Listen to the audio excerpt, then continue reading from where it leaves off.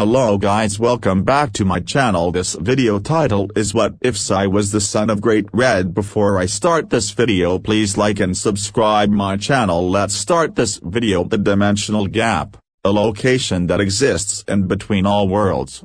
In its seemingly infinite space, multiple large flashes of red and black can be seen colliding with one another. The two strongest entities in the universe are facing each other in one of their usual battle to claim dominance over the dimensional gap. One of these fierce entities is a massive red western dragon with a horn on his snout and has two sets of wings. His overall length measures around 100 meters. He is the Apocalypse Dragon, the true red dragon god emperor and dragon of dragons, Great Red.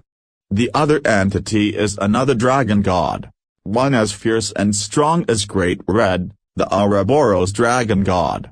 Although unlike her counterpart, she took the appearance of a woman with a beauty so divine and ethereal in nature, no mortal or deity was a match for it.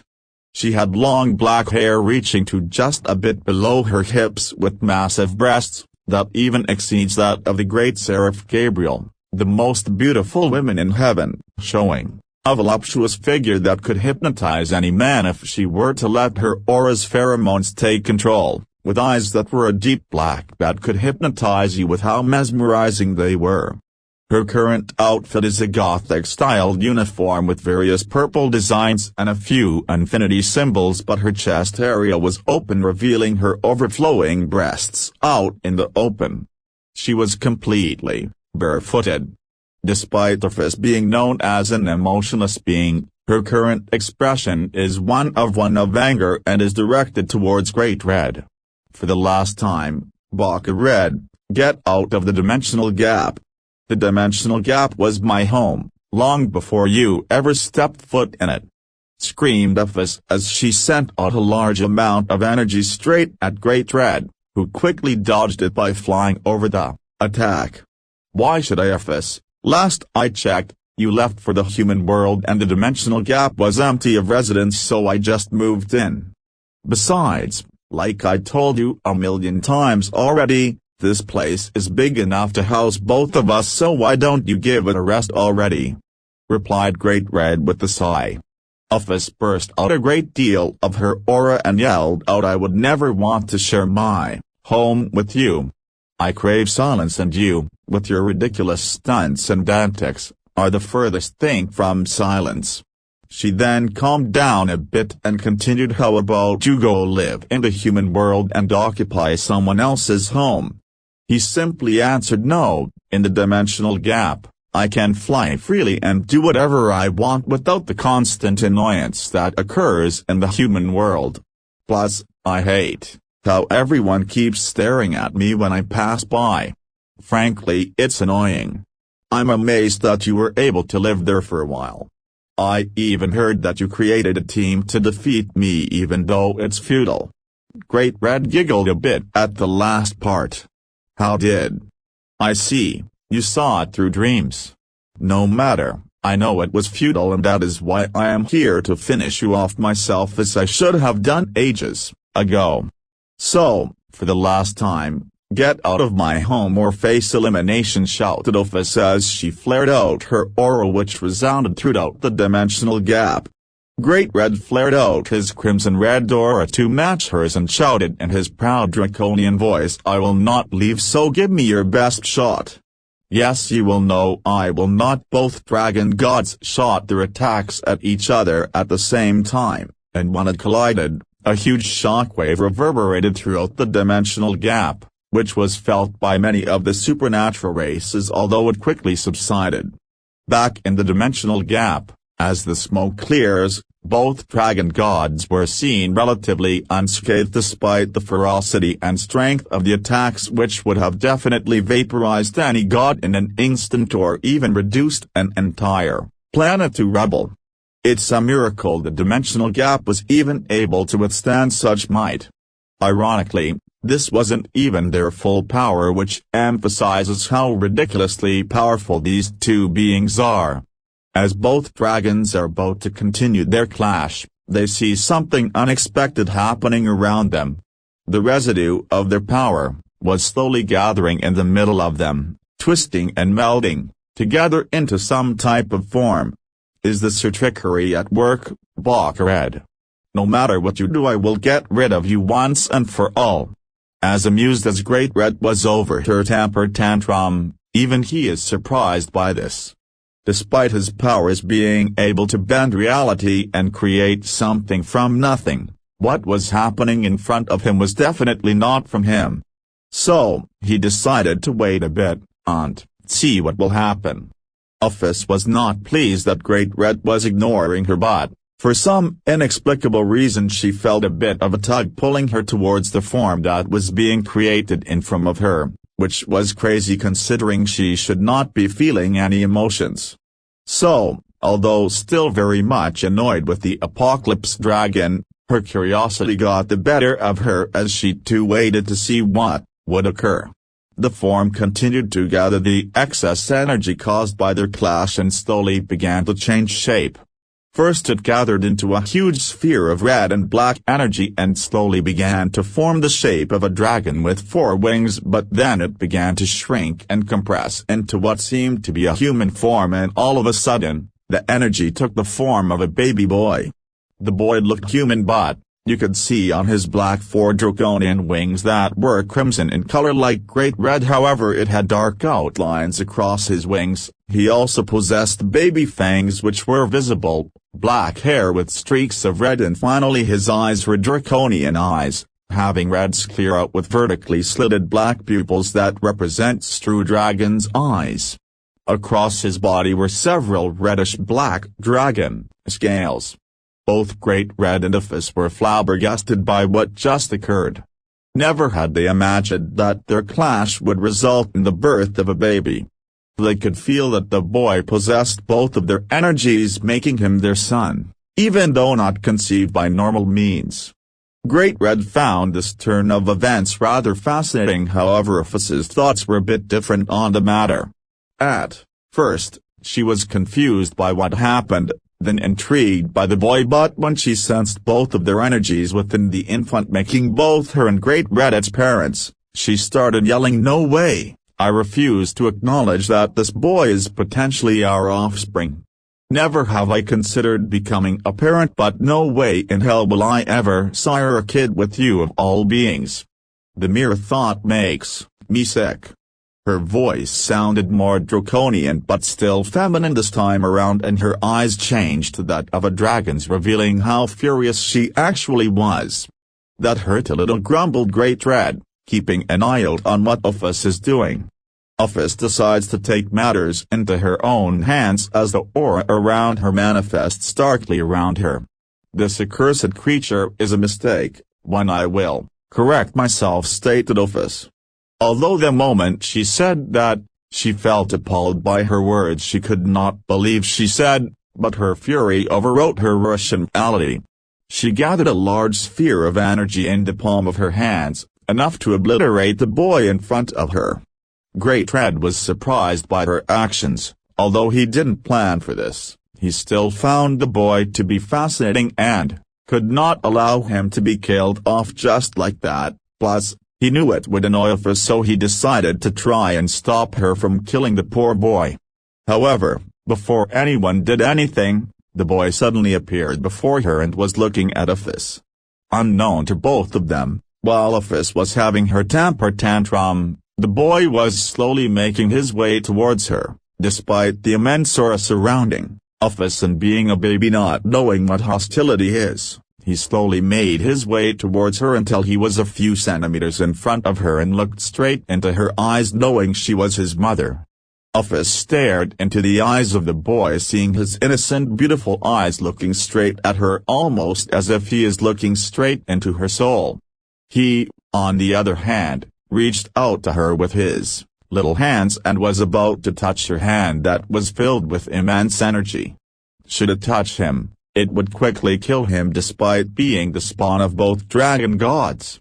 Despite her raging emotions, the moment the boy was about to touch her, her instincts quickly screamed to spare his life, and she instantly dispelled her attack just as he took her hand with both of his. The moment he did, She saw him giggle and give her an adorable smile as he laid upon her chest and slowly went to sleep, knowing he felt safe in her embrace. Ophis quickly wrapped her arms around him to make sure he didn't fall. Ophis did not understand what was going on with her at this moment. One moment she felt anger, then confusion, and now worried, all because of the simple boy. What was happening to her?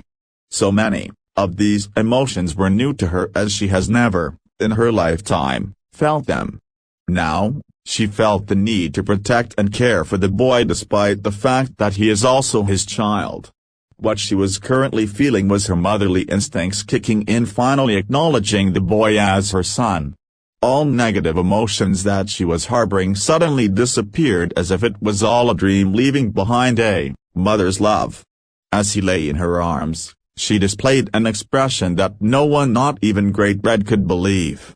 She had a warm smile as she looked over her son, and she vowed to herself that she would nurture and care for him as any parent would their child. As all of this was happening, Great Red could only stare in disbelief at what was happening before him. Never in a million years did he ever imagine Ophis expressing such deep emotions over a boy she previously wanted to erase. Now, in front of him, lay a mother carrying her baby in their arms, and although it wasn't like him, he felt very happy at the majestic scene in front of him. In a way, that boy is also technically his son. Suddenly, he had an idea, one that if it succeeds could potentially stop Ophis from constantly harassing him out of the dimensional gap, and coming after his neck all the time. The downside is his freedom would now be limited. However, the pros outweighed the cons, so he decided to take a chance. Ophis, said Great Red. When Ophis' attention was redirected to him, he continued, what would you say to raising this infant together? I may have changed my mind about my child, however, why would I let him near the very same being I despise so much, she replied with a fierce voice, but not loud enough to wake the baby sleeping in her arms. I see, however, remember that he carries both of our energies, making the both of us his parents. Would you deny your son the chance to meet and live with his father? Would you deny him that right? I'll let you decide, said Great Red as he let Ophis think about it. Ophis wanted to quickly deny his claim, but the more she thought about it, the more it made sense to her. Every child is raised by both a mother and a father, no matter if it's the supernatural or the human world, and every kid deserves to know who their parents are. No matter how much she despises Great Red, Ophis wants nothing but the best for her little hatchling. She let out a large sigh as she looked up to Great Red and said, very well, we will raise our hatchling together. It was very hard for her to say those words. However, you will take this role very seriously. So that will mean you will have to stop all your crazy antics and be there for the boy whenever he needs it. If, due to your actions, something happens to him, I swear to you, she gave him a fierce glare as her aura surrounded her once more, you will regret it. For the very first time in his existence, Great Red felt fear as a chill went down his spine when she said those words. It reminded of an old saying the humans once said, hell hath no fury like a mother's scorn, and boy were they right. So this is what fear feels like. Ha ha ha ha. This is very interesting indeed. I wonder how our life will change from here on now. This boy will change history as we know it.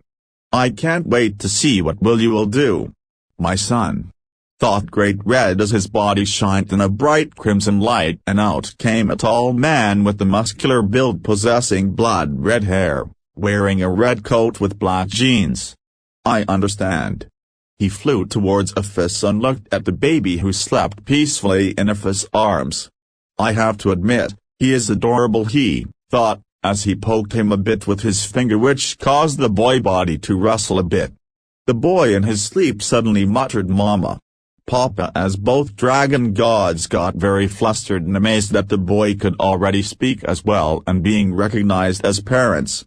Ophis especially was incredibly happy that her son called him Mama. What will we name our little hatchling? asked Great Red, leaving the decision up to her. Ophis thought long and hard and looked at her boy with a bright smile and said, "We will name him Issei. My sweet little Issei." "Elsewhere, has anyone found where Ophis is, yet?" shouted Beelzebub as he slammed his fist into the table. Around him were members of the old Mao faction that are now a part of Chaos Brigade. We could not find her, sir. We scoured everywhere but could not even detect a trace of her presence anywhere," answered one of his men, albeit frightened. "Come on, Shalba, you are acting like a child," answered a buxom woman with light brown skin and caramel brown hair tied in a bun. She wore glasses and a black outfit that is not very decent for public interactions. "She is right, Shalba. Ophis tends to disappear and reappear as she pleases. She will eventually return as she always does," added another man who was near the woman. His clothes were black with dark red belts and even had a cape. He had black hair tied up to a small ponytail and had violet eyes. Shalba turned his head towards the two Kaiteri. "Krayuzri, how can you not take this situation seriously? We need Ophis power in order to be able to take back the underworld from those fake Ma'au. As much as I loathe to admit it, Surge and the other Ma'au's strength are too powerful for us to take on, and that is why we require Ophis power. She promised us power in exchange for our assistance, and yet now she completely disappears off the face of the planet. We cannot proceed with our plans without it," shouted Shalba as he let out his aura a bit, showing his frustration at the situation. Kaiteri and Krayuzari both understood his concern. It was true that they required her power, however it hurt their pride as the original descendants of the four great Ma'au to even acknowledge that the current Ma'au's strength were beyond theirs. "Ha, you might be outmatched considering the current Beelzebub is indeed a super devil, but that little bitch Seraphol is in no way superior to me, the original Leviathan," said Kaiteri with an air of confidence. "Why you?" Before Shalba and Kaiteri started a fight, Krayuzri got between them to try and defuse the situation. Now, let's not fight amongst each other and focus on the task ahead. Although unlikely that they are stronger than us, the fact is that the current Ma'aus are indeed very strong, and our plans would proceed that much easier if we have Ophis power added to our own, so we should pool our resources together and find her as soon as possible and bring her back. Would that do, Shalba?" Shalba looked at Krayuzri as his expression and aura calmed down. "Very well. Let's make haste then.